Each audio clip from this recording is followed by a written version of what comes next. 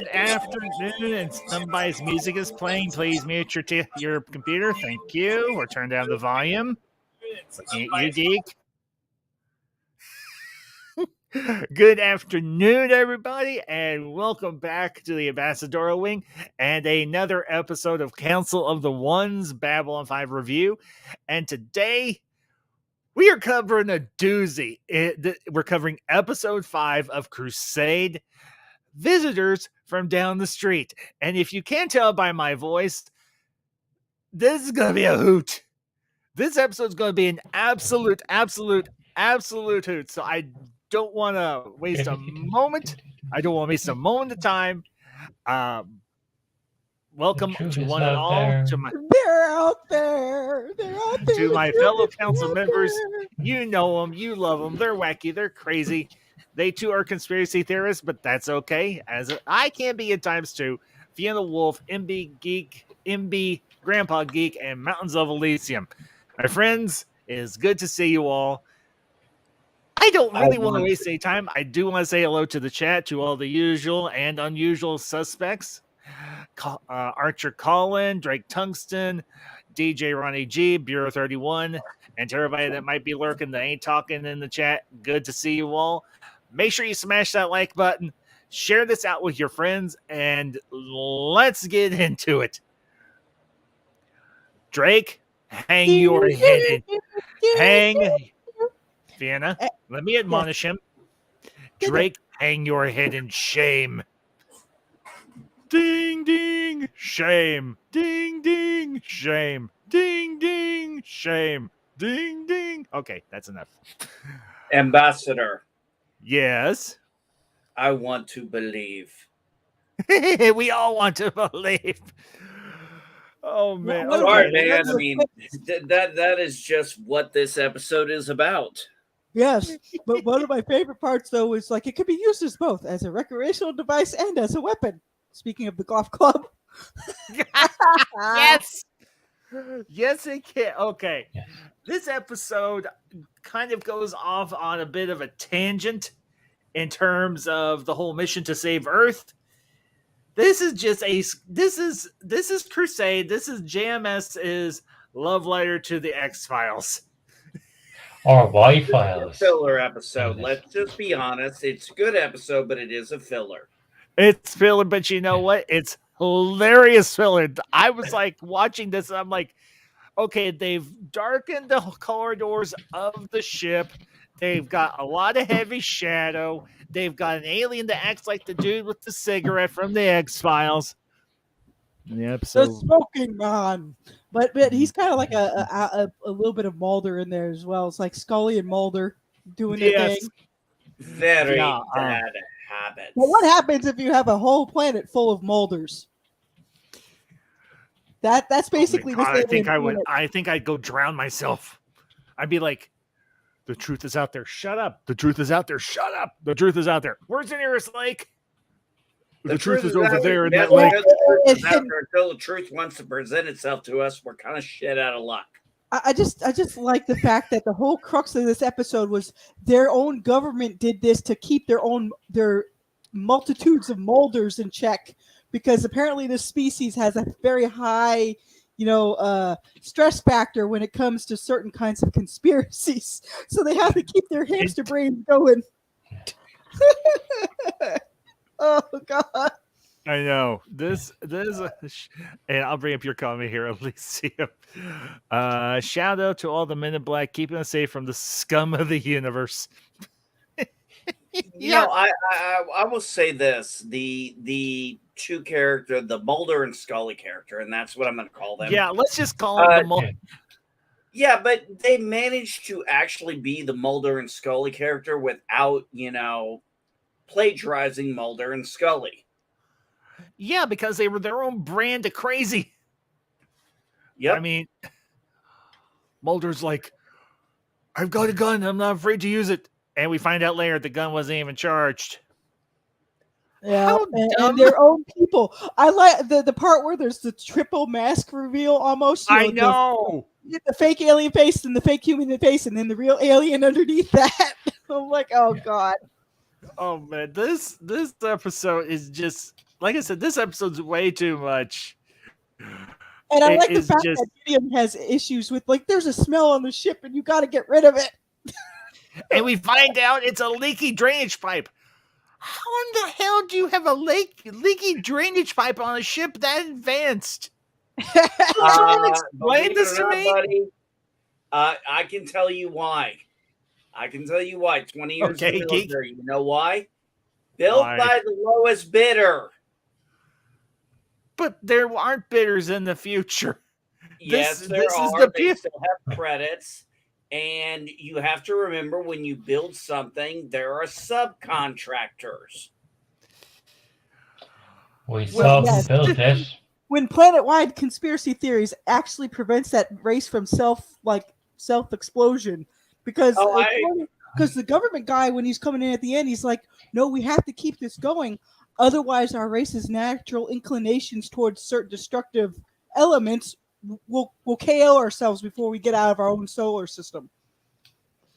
So in this case, it's where government conspiracies actually help perpetuate the safety of their. But the question really is, Fiona, how much do we trust this guy? Because this guy, the minute he appears on screen, he's holding his tentacle like the guy from the X-Files who's always smoking the cigarette. Smoking man. The smoking yeah. man. But they play into all these little themes, which is funny. But you can definitely see how later on this might affect them even more if they're like, wait, you did all this just so we wouldn't do the X, Y, or Z? It's like, But it's still food for thought. It's interesting because it's a simple military tactic. I mean, military warfare, everybody thinks it's guns, bombs, and ammo. There's psychological warfare. There's Propaganda is half the battle. propaganda warfare. Yeah, absolutely. There's misdirection warfare. And that's what they were playing with their people. They're like, don't worry about us. Worry about this. Even though we're saying it doesn't exist. The fact that there's faces, you know how we have the face on Mars? Well, in this episode, it's Mount Rushmore is the creepy faces. Oh my god! Yeah, that's. I did enjoy that part. And their weather balloon was our blimp. and then Gideon's like, I haven't seen what I've read about these in our history books. I haven't seen one in action. Well, it was like that, that whole thing with Mount Rushmore was that Mars picture that we all saw way back in the day. Mm-hmm. And, that was so obvious. Even I got that back in the 90s when I saw this episode. I was like, oh, they're taking Mount Rushmore like we did with the Mars face we saw. I was like, oh, okay. Fun fact, there's actually two faces on Mars. Well, also, during that time, X-Files was still going on and I was still watching it. So, kind of obvious to tell who those three characters were. Mulder, Scully, and the Smoking Man. Yeah, pretty much. It's just... Okay, let's go around the horn here. I want to ask the question. Who believes we are alone in the universe, and who believes that there is life beyond our solar system, or at least beyond our planet? I don't think we're alone. It would suck if we were the only people in the real estate arena, Elysium? Yeah. I'm open to the possibility that there are others, but I believe that God will only make the same one mistake won't make the same mistake twice, or bad enough. But I believe it's possible, but I'm skeptical on it. Okay. Geek? I believe Yahweh made other species other than us. I find it very hard that an omnipotent being like God himself, who you will hear me, if you folks don't know, you'll hear me interchange between saying God and Yahweh. But I just find it very hard to believe that an omnipotent being who created the entire galaxy, took out the dinosaurs, put some Cro-Mags on the planet, kind of played the field a little bit and decided, you know what? This is what I think I'm going to work with. And then flooded the entire planet, or a section of the planet where humans were at the time. I find it very hard to believe he didn't try to, go to other worlds and make those sectors and give them a chance. But that's just me. Trust me, my Christian beliefs are very controversial to a lot of people. Even Ambassador still hasn't answered my last question. Which one? The one I deemed you about a while back. I'm not going to bring it up here. It's no big deal. Oh, okay, gotcha. Personally, even removing the whole God concept, yeah, I have to believe that there is life out there beyond our planet, even beyond our solar system.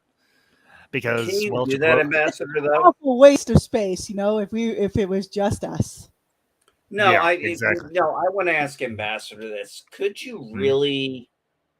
I mean, based on your faith and based on knowing me, can you actually even conceive the idea of there not being? I mean, you said take God out of it, but I'm like, is that really even something we are capable of doing?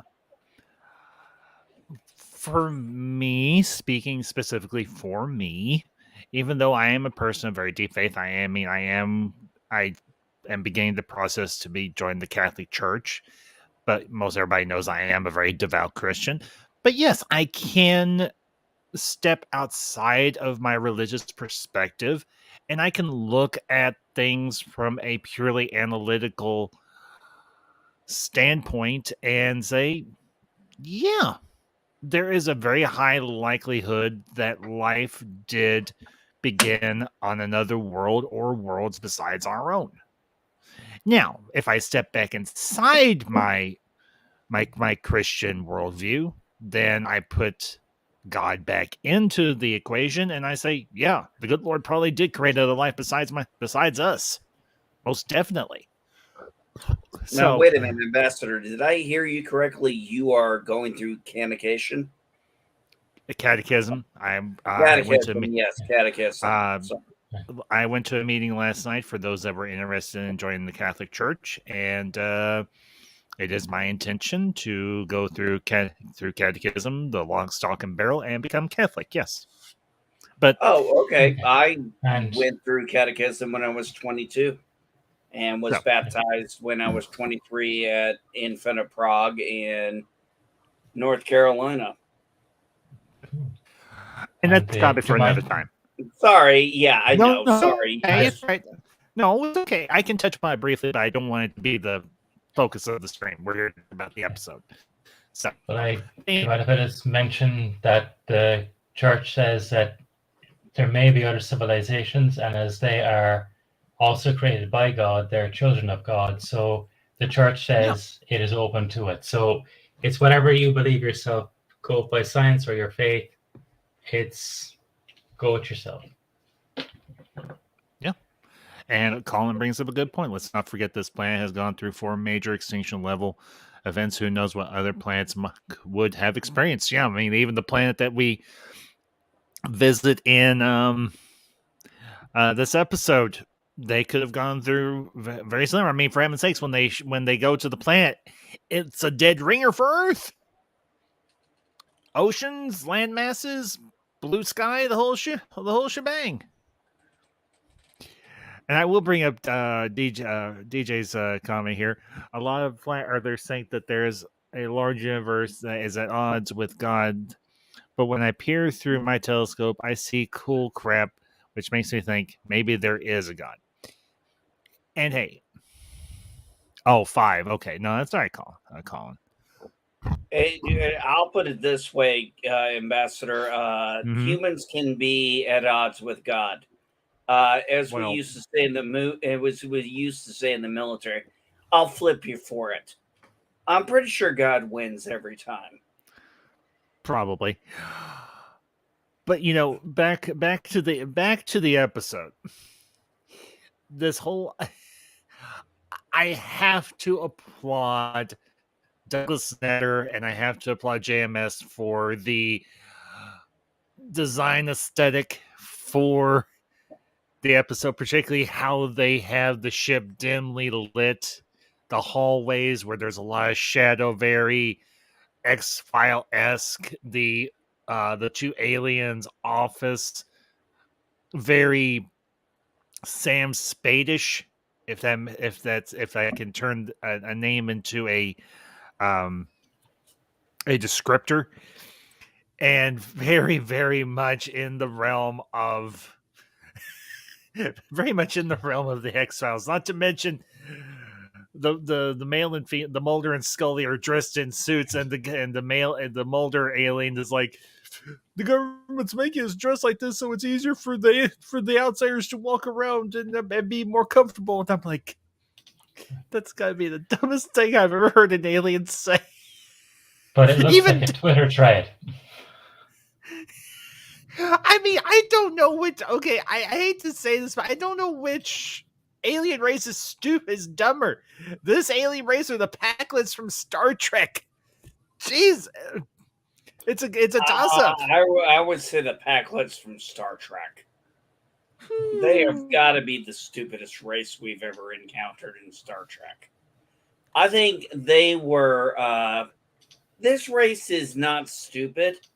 They're just ignorant. And I always try to make a distinction between ignorant and stupid. Fair enough. Really, fair enough.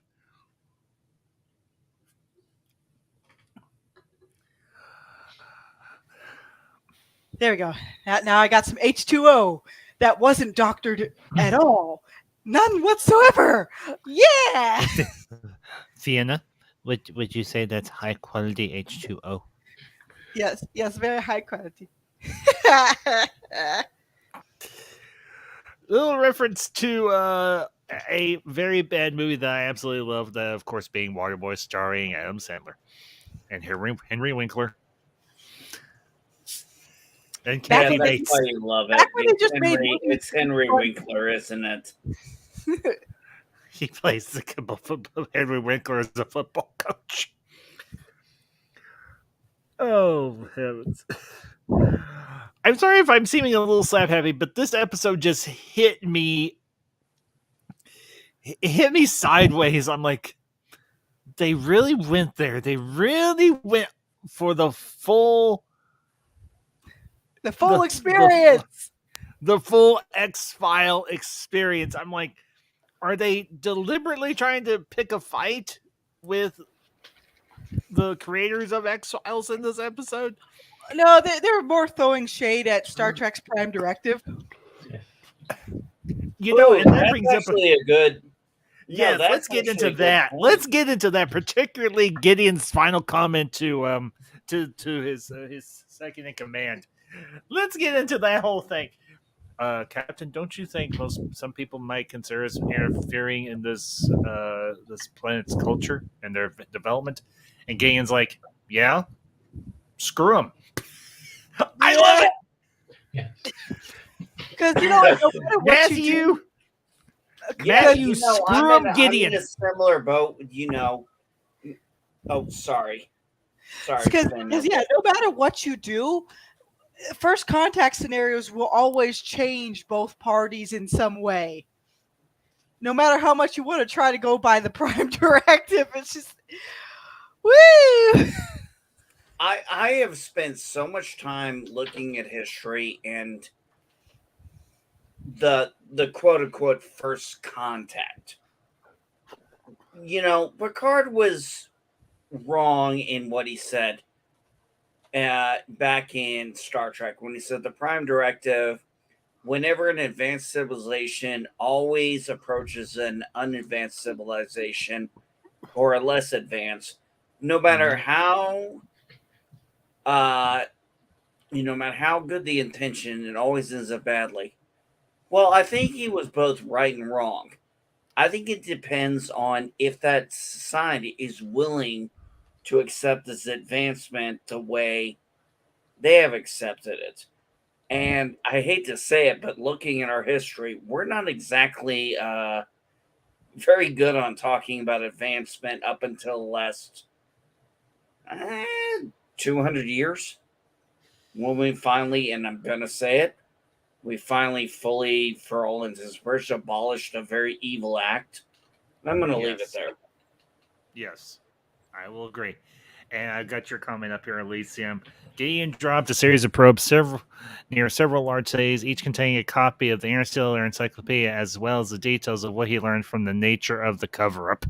And Beer 31's like, I would love a copy of that Interstellar Encyclopedia.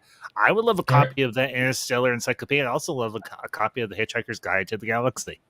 There's actually a Babylon 5 encyclopedia was released about 2 or 3 years ago, and it's supposedly really, really good.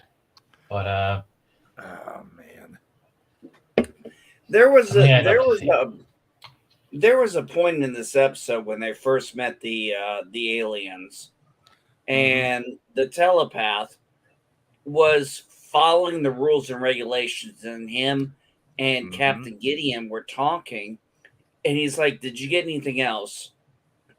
And he's trying to figure out where his captain is trying to navigate this, and he, tells him, he's like, "The rules I follow are the only thing stopping us from another Psychor, and I'm not going to be the guy to do that. I'm not going to be the guy to give EarthGov a reason to recreate the Psychor." And I thought that was a very powerful statement. It may have came off as almost a throwaway in the story, but we, as much as we know about how very fascist the Psychor was, and I don't use that term very often, but I think it fits. That he's like, I don't, he's not wearing the gloves, he doesn't have the emblem, he doesn't have to do certain things, but he's trying to follow the rules.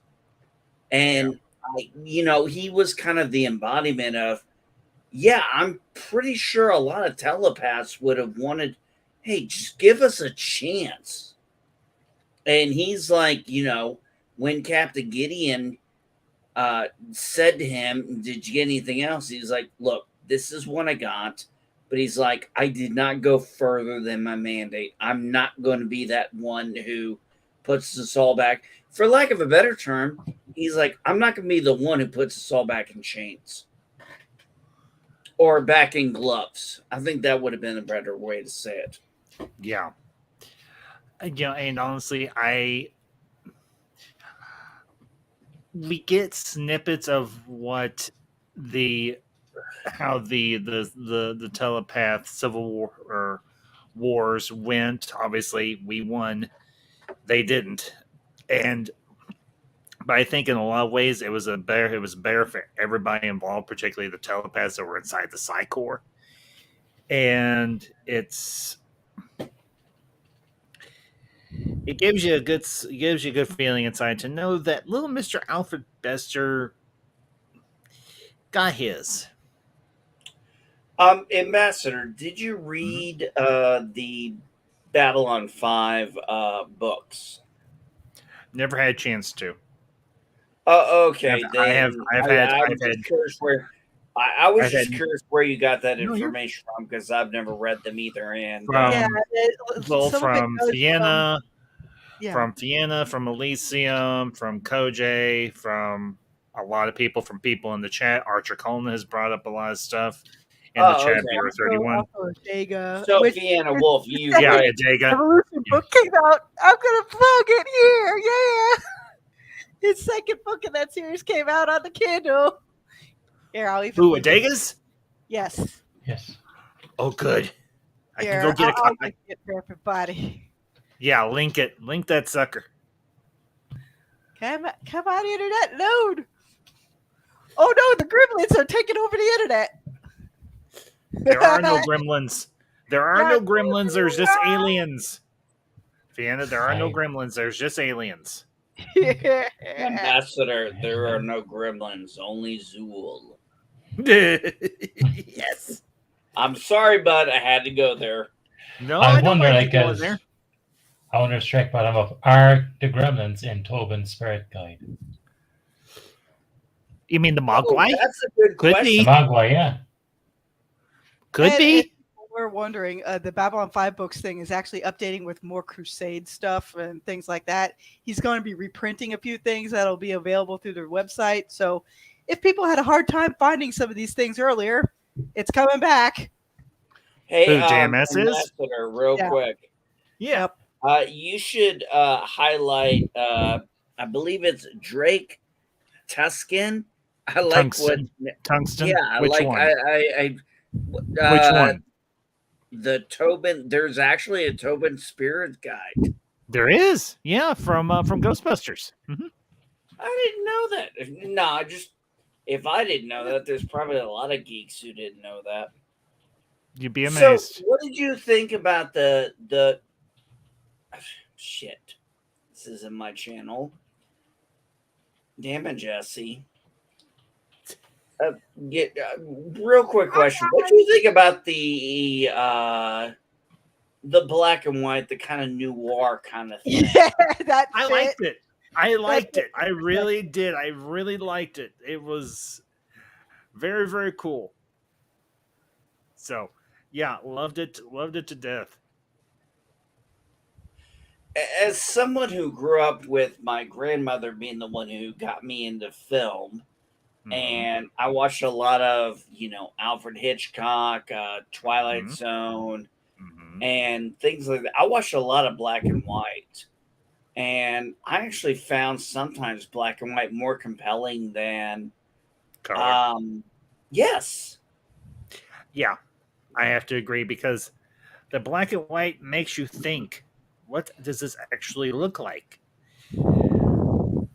Well, the perfect example I could give is, or the best, is the Dracula scene from the Universal Studios Dracula movie, where she mentions his red eyes. And there are moments when I've watched that episode, or not that episode, that movie, where you can almost believe you can see his eyes are red, even though it's black and white, by the way she describes them, or the way she reacts, if that makes sense. Yes, it does. Makes perfect sense. But one of the things I love about also black and white is, I don't know, something about the music just enhances the black and white stuff. Does anybody And- else ever feel that? Yeah. And it's funny you should mention the music because the music in this episode, I think, is it might come off as a bit on the nose, but honestly, speaking for myself, I was like, okay, they are leaning hard into the whole X-Files thing. And you know what? I'm here for it. I'm like, I can dig it. I mean,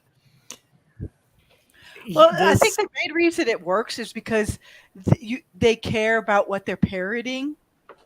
Mhm. And nowadays, most of the time, when I do pay attention to certain things, the ones that seem to understand what they're parodying the most do fairly well because they're not doing it in a mean-spirited way.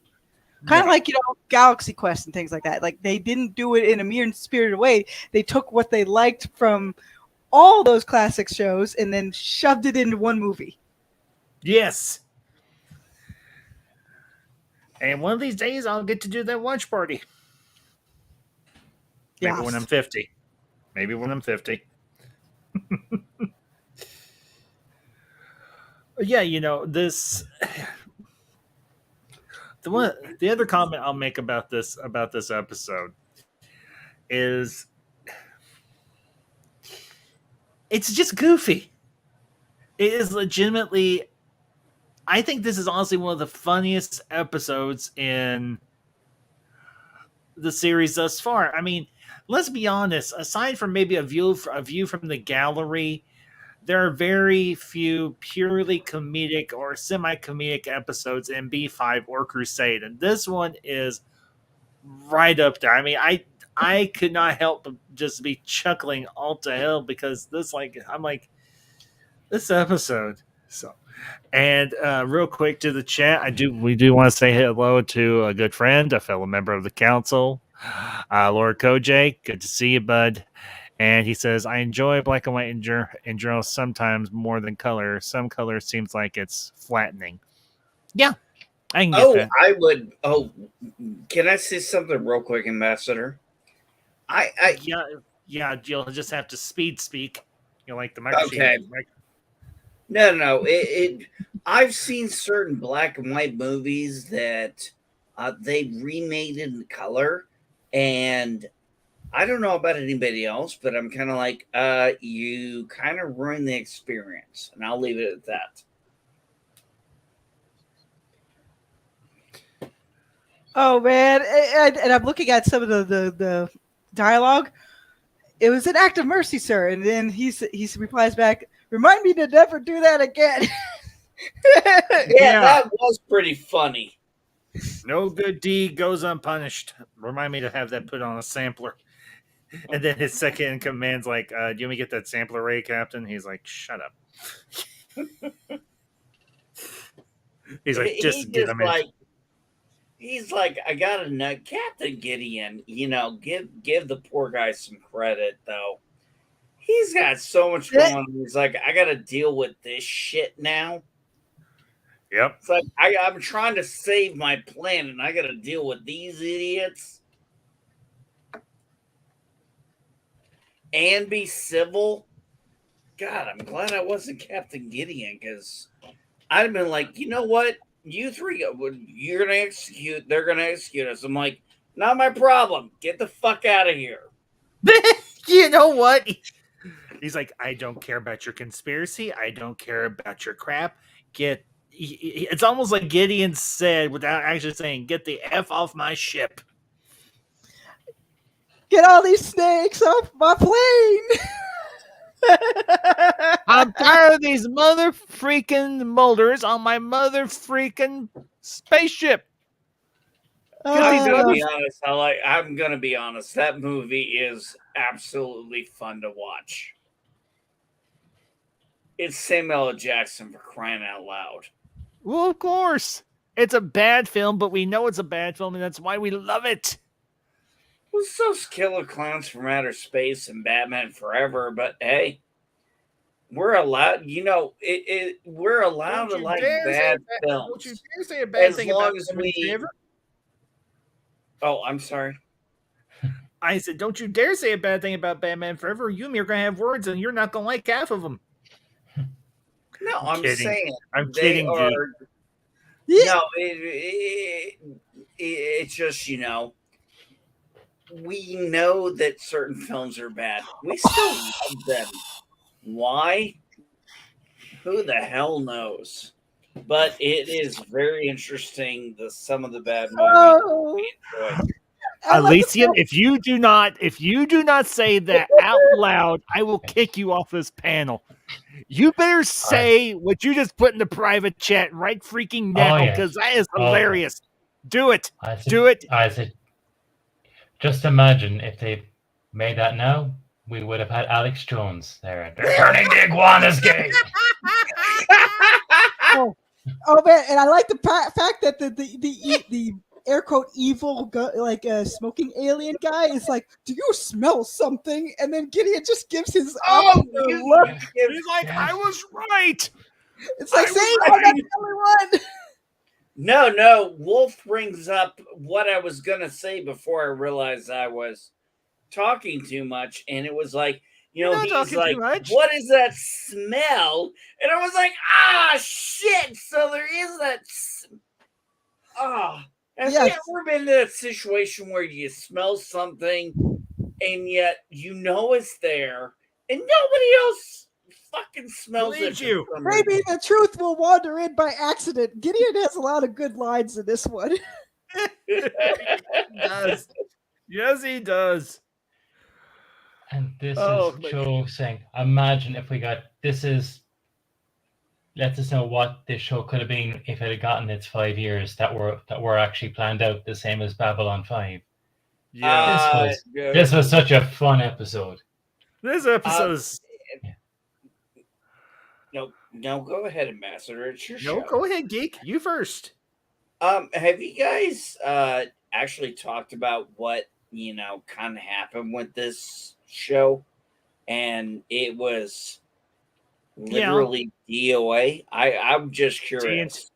TNT screwed over in season 5 of B5, and then they screwed over Crusade. Yeah, we know.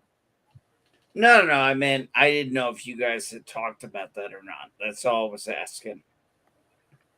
The worst part about that is this had a good promise. And, this was for the age of the internet when we, generally know very, very quickly if a show is canceled or, renewed. Back then, we had one source, TV Guide. Yep. And TV Guide did not tell us if something was canceled unless it said final of the series or something like that. This show, the way I read about it afterwards was kind of DOA. They were just looking for an excuse to can this such. I really don't understand why.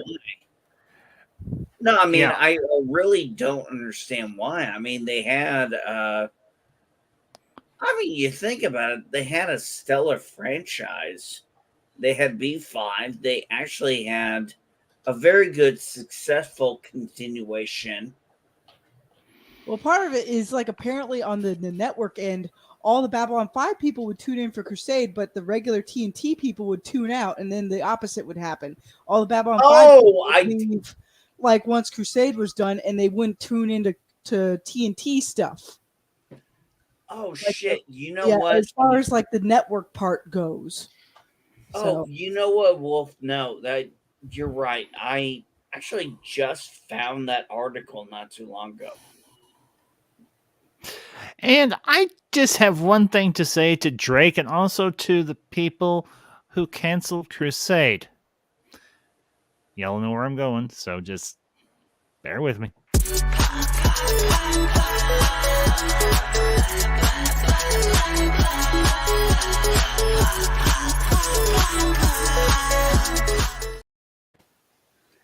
Wow.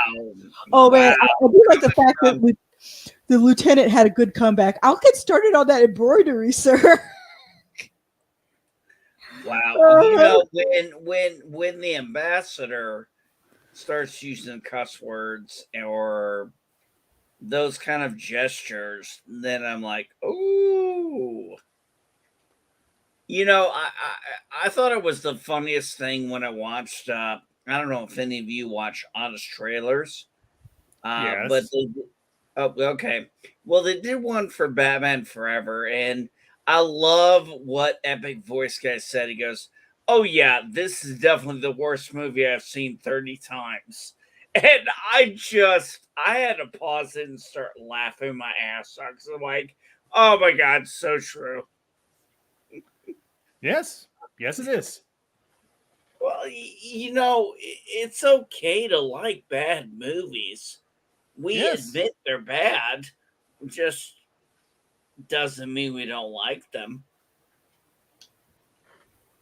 Well, I mean, okay. I will say this. Last night, for my second review, I reviewed Chasing Amy, and me and DJ Odyssey were discussing it. We came to the conclusion Chasing Amy is kind of cringe. Okay, more than kinda. Chasing Amy is cringe. When you said it was an unfortunate aside to Schindler's List, I'm like, oh no, because I've seen Schindler's List. I'm like, oh no, oh no, oh no. I've only seen Chasing Amy once. And I'm going to be honest, Michael, what's Go his ahead. name? Michael Smith? Kevin Smith. Kevin Smith. Okay. He's very hit or miss for me. And Fair enough. he's very hit or miss for me. I've seen him in several things, and yeah, he's hit or miss for me. I really can't believe how bad he screwed up He-Man. Me and Deej talked about that last night, and I don't want to get off on a big tangent. I don't think he screwed up He-Man. I don't see all the hate with the Masters of the Universe cartoon. I thought it was fine. I thought it was entertaining. I thought it was okay. It's not the it's not the greatest thing ever, but it doesn't have to be because it's just a freaking cartoon about He-Man. The biggest thing, from what little bit I saw of the clips, they devalued He-Man to uplift Side Shave. Who? Whatever they turned her into. Tila. So that's what I don't like about a lot of Ambassador, I think I just hijacked this accidentally. Let's get back to the episode. But I'm just saying, that's why I look for stuff where men and women are treated more as a team. They fit like a framework where they help each other rather than tear each other down. And I'm not finding that with most postmodern offerings.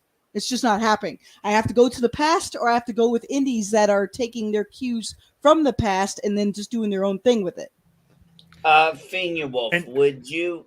Oh, I'm sorry, Ambassador. Can I just say this one thing real quick, bud? Go ahead, Geek. You're fine. Okay, go ahead. Do you think that strong female characters are,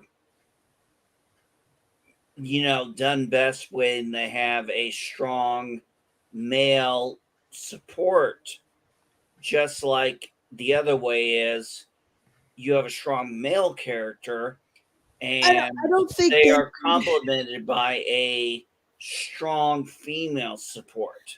I don't think they should even attempt to do strong X, Y, or Z character. Just basically shove everything out of the way. Pretend, heck, don't even give your character, whether male or female, whatever skin color, pretend it's a blank blob and then give it goals first. Give it some pluses, give it some minuses, and then give it a set of teammates where they can all basically bolster each other. Like most of the decent stuff that was written, they kept in mind that for most stories to work, you had to have some basic level of teamwork. Yes! Even if you were working with different kinds of character types. So I think the idea of strong female character is a piece of shit. Strong male character, piece of shit. Like, no, don't go with those things. Look at what past stuff did. Just balance everybody out. Yeah, like don't go for a particular kind of empty caricature. That's the reason why people are getting pissed. It's like gargoyles touch the surface on like African myths and stuff, like Anansi and everything like that with the world tour thing. There's a whole lot of myths out there that they can go with that they don't have to change the fundamental makeup of that particular myth or fairy tale's heritage. Giving people sloppy seconds fucking sucks, everybody. Don't make a female man, just make a woman. Don't make a feminine man, just make a man. Just check out Blood of Zeus, made last year on Netflix. Really good. To steer this back onto Crusade, you notice there are a few characters that are kind of absent from this episode. Yeah, we don't have Dr. Chambers, and Geek, quit apologizing because you know me. I can always steer a stream back on course, so cut it out. Or I'm gonna find you and kick your ass. This episode is absent Dr. Chambers. It's absent Galen. It's absent Mr. Iverson. And yet it's just Gideon and I hate the fact I keep forgetting his second command's name. Oh, Masterson, I think. Masterson. It's pretty much just the two of them. And yet they carry this episode just fine. I think the And reason you why really get to. Oh, sorry. No, it's okay. Madison. Yeah, it's the one thing I'll say. You really see Gary Cole's comedic chops in Matheson. Yeah, Archer, or Colin, you're right. Yeah, Matheson. Thank you. Lieutenant John Honestly, Matheson. Yeah. he would have probably gotten more airtime once Lita got into the situation. The episodes surrounding Lita. Eventually, once they got to that point, if they had been able to get to that point, but this kind of showcases what you can do with characters rather than, oh, this has to have X, Y, or Z in it.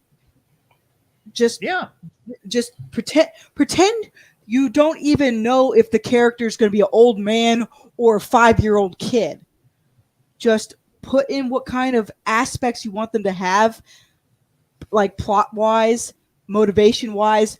Don't put any of our world's bullshit into it. They truly should be a blank slate, so you can put in various character types that you know will work. You can add other things later.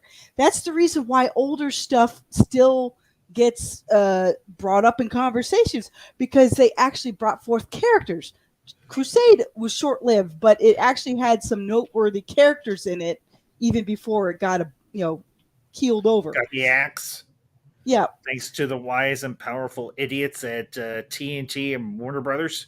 And I realized Crusade's kind of whimsy. Certain episodes are kind of whimsy because I got into it earlier on Twitter, not in a bad way, but it's just a fundamental difference in how to approach writing. But that's the reason why I follow different people with different kind of writing priorities.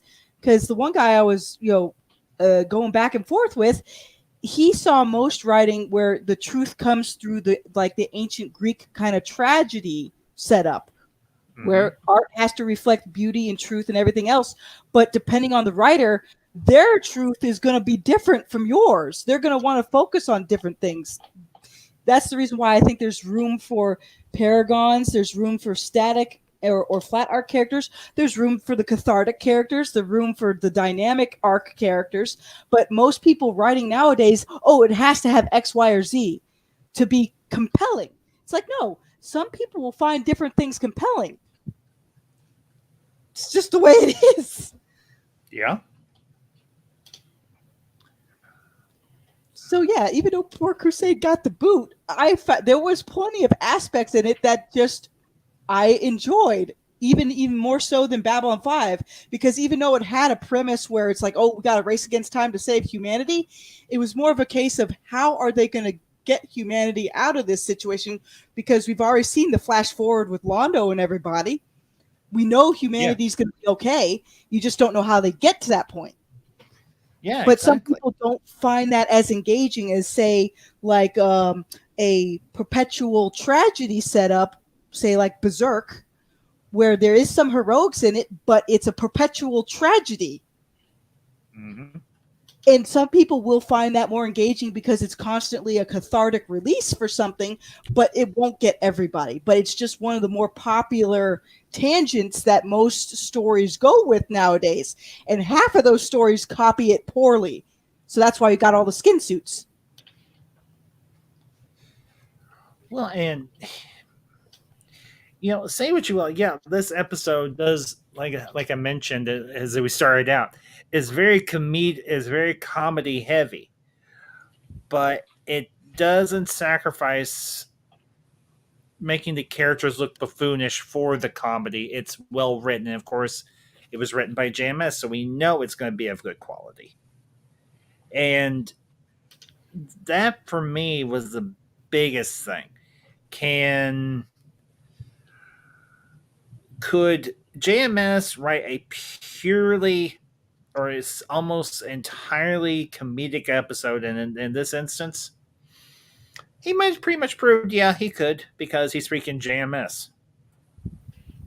And that's why we love it. I real quick, Ambassador, I just want to say this. You think of, JMS, I would put him on the level with Ronald D. Moore. Or let me rephrase that. I would probably put Ronald D. Moore on the level with J. Michael Straczynski. Both just managed to put such a beautiful thing out there in their own way. Mm-hmm. That's it. Yeah, I can't say I disagree with you. I mean, JMS has always been known for his writing. I mean, he wrote for Spider-Man. He's written for B5, obviously. He's written for other things.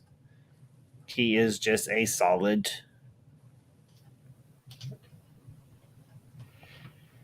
He was showrunner on the real Ghostbusters. That's right, he was, wasn't he? Yeah, I forgot about that. So,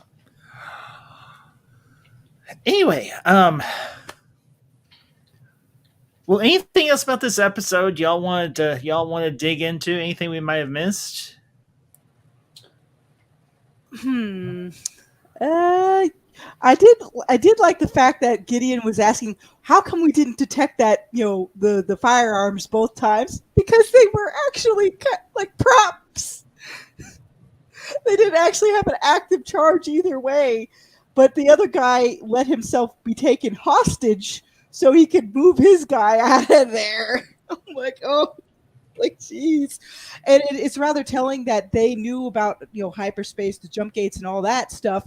But since they didn't have anything local to their system, they're kind of doing like a turtle maneuver where they want to keep everything as contained as possible until they can stand on better footing with the intergalactic community. But you don't know how that might turn out until later. They probably well, I would say that is a fair deterrent. And I'm going to quote from, kind of our paraphrase from Men in Black. People are smart. No, a person is smart. People are dumb, stupid, scared, paranoid, and you know it. I think the quote is, the person is smart, people are dumb, panicky, dangerous animals, and you know it.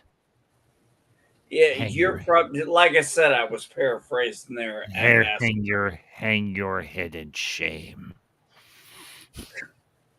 Shame. Shame. I also found a picture of Mulder and Scully squatting like snobs. Cut it out. With the cigarettes. the truth is, we out here.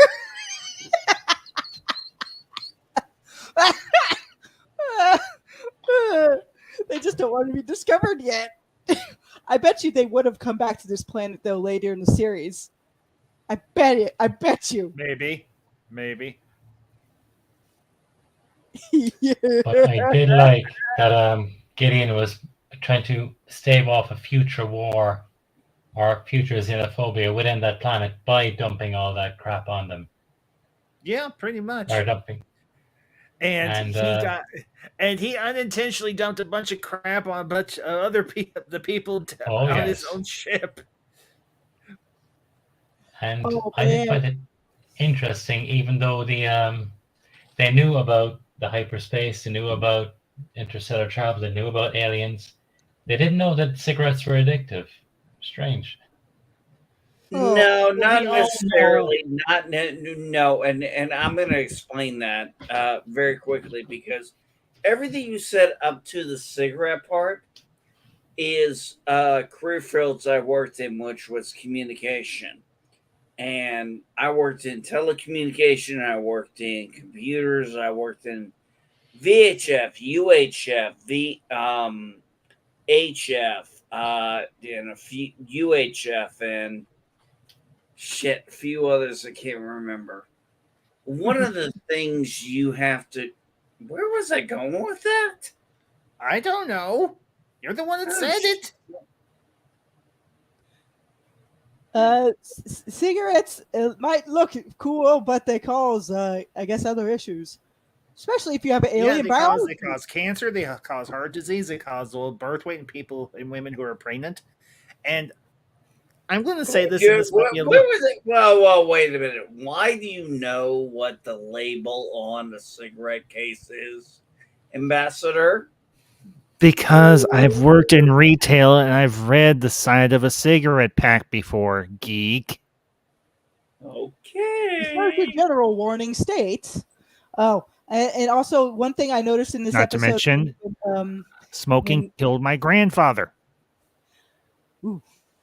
Oh, but there is one other side in this episode: how Lieutenant Matheson used the image of a snake to get the guy to drop. And he got really tuckered out, and he's like, "Man, because I'm not used to being in alien minds." But it also let him expound upon the fact that here's the new telepath rules. Even though Gideon kind of wanted, like, "Are you? Did you see anything else in there?" That was probably directly in relation to what was happening with Lita and how she was used in, like, the more gray terms in terms of legalese, back in the old B5 days, because you definitely know they had Lita doing stuff around even basic Psychor rules, bar none. And that's even before she met up with Byron. Woo! Dear darling Brian Byron. We all love him. Byron!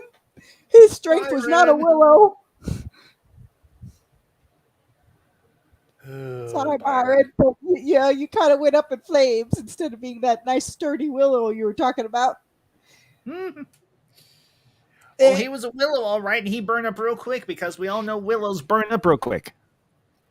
Hey, Ambassador, did you hear the rumor about the couple of rumors floating around about the B5?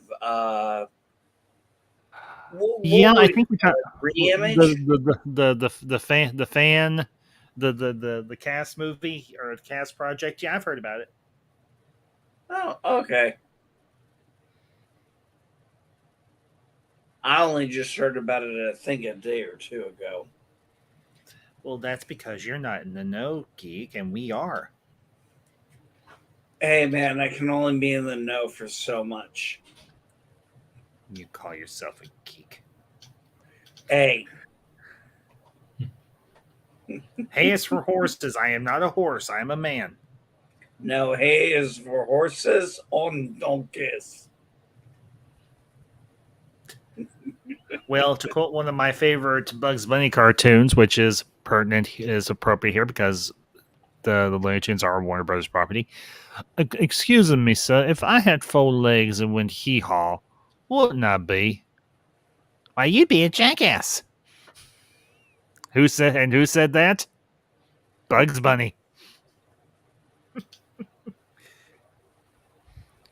Who was the Egyptian god of hilarity?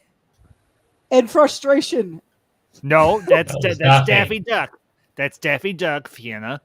Shame. What? I thought you were going to mention Daffy next. Ambassador, All day. What? why didn't we take that left turn at Albuquerque? Because I've never been to Albuquerque and I don't know how to get there. So I didn't go left. I went right. Oh, and I always thought it was funny. It's like, yes, we'll escape through we'll escape through like the shuttle area where the thing's going through the ship back and forth. It's like, this is the bright side. If we die in here, he dies too. Oh man. A whole planet of molders with a death wish. Woo! Woo! Yeah. Well, I like how they balanced it out. They, had Mulder. They had the Mulder character, the Scully character, the Smoking Man character, without actually making them, Cheesy? Yeah, well, cheesy, yes, but also just like homage. I mean, X-Files was still going on at that time. Yes. So it was like anybody who was watching, Crusade was probably watching X-Files. Yeah, probably. Maybe. Yeah. If they were a we hardcore sci-fi person, yeah. Yeah, and we had been watching for a long time. So for those of us who had been, watching X-Files, it was almost a given, even though they didn't act like those characters. Were like, oh, that's Mulder, that's Scully, that's Smoky Man.